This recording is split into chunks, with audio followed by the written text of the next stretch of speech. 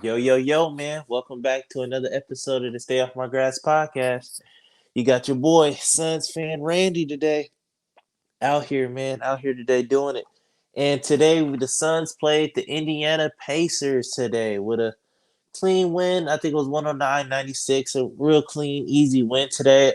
We kind of kept the lead for the majority of the game. I think the Pacers made a run after in the third quarter. It was like we blew a 14-point lead or whatever the case may be, and it kind of happened. So, but we did have some bright spots in the game, and D Book kind of showed up and did D Book things today. 35 points. It wasn't as efficient as I wanted it to be, but 35 is 35. I thought he was gonna get 40, but I'll take the 35 or whatever the case may be.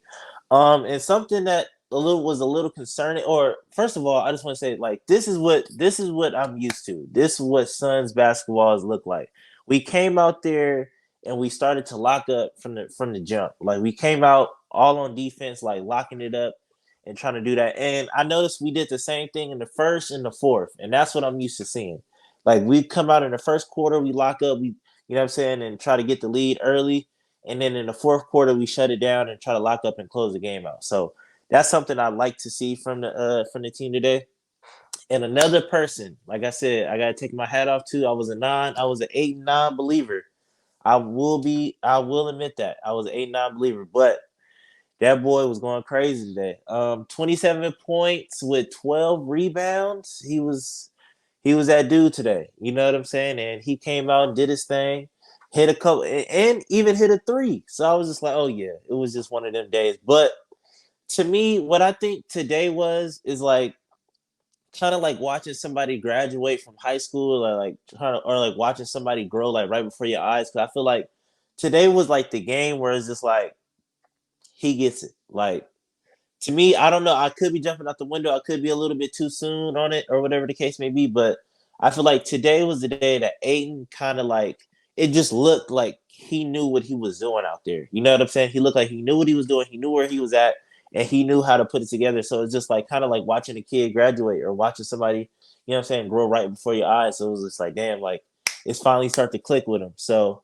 I think that that's something exciting to see. You know what I'm saying? And if we can get a couple more of these performances to kind of like reassure that, or kind of like, you know what I'm saying? Like, I hope I don't say this now and then the next 4 games he just like, you know what I'm saying, can't catch the ball and all this other stuff again. So, but I do want to give credit when it's due, 27 points. And I feel like him and Booker kind of held it down for him to the first 3 quarters. Like, I don't know what happened with the rest of the starters tonight. Like, Jay Crowder had 2 points going into the fourth quarter. Mikal Bridges had 2 points going into the fourth quarter. Chris Paul had 2 points going into the fourth quarter.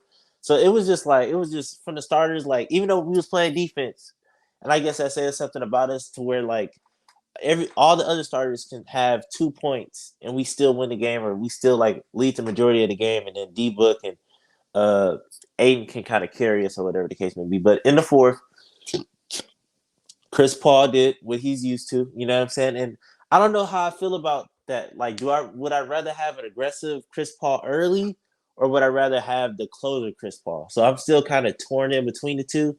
I kind of like the aggressive Chris Paul, but I'll take it. You know what I'm saying? I'll take the closer because he scored like 8 straight in a row or whatever the case may be in the fourth, and just essentially put the game away.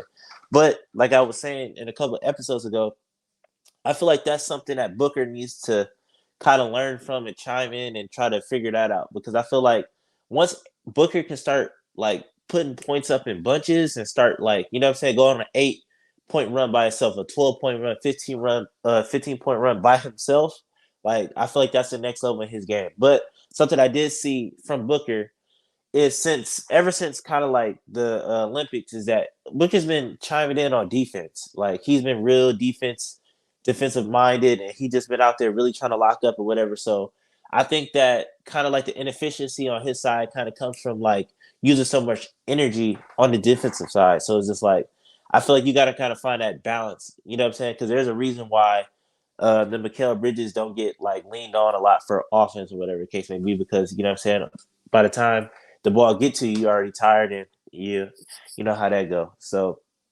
another thing that stuck out to me was Sticks is he's finding a way to, you know what I'm saying? He just keeps on finding a way to get his minutes. And he came out, he didn't score, but he gave you 12 boards. So it's just like I can't really complain with that. You know what I'm saying? 12 boards, and I think he had like 11 minutes tonight, 12 minutes. So hats off to Sticks. But I'd rather see Sticks out there than Alfred Payton. So if he could take those minutes, I'm all with it. But I just think that Sticks just needs to get in and try to like fit in and just realize like, all right, like he's gonna have to be more of a perimeter shooter, or like, you know what I'm saying, or try to figure out a way to fit in to where like he can kind of get some offense going too. But yeah, so I'd rather watch him play than Alfred Payton and some of the other dudes or whatever.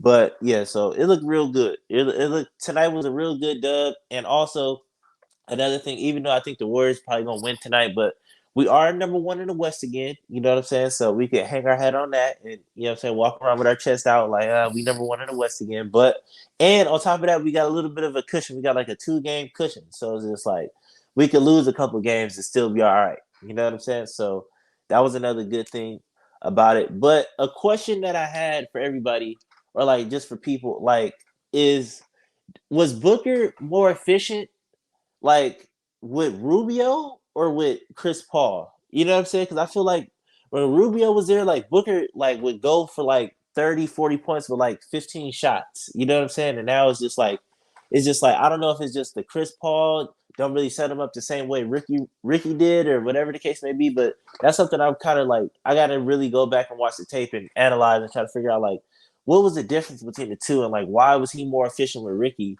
and like kind of less efficient with CP3.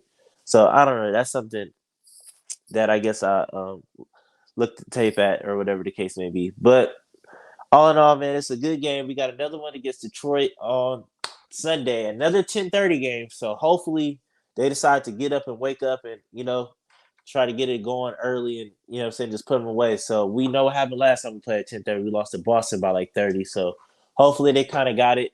And I feel like we just need to, you know what I'm saying, stay tight, keep it right up until the last little stretch of up until All Star, because I feel like around the league you can kind of tell like people are getting tired, or you know what I'm saying, fatigue is definitely starting to set in right before this All Star break. So we just need to keep it right, keep it tight up until the All Star break, and then we can get a break and then refresh and come back and lock in again. But man, that's just gonna wrap it up for me, man. So I'll catch y'all again next time, man, on Sunday, 10:30. Peace.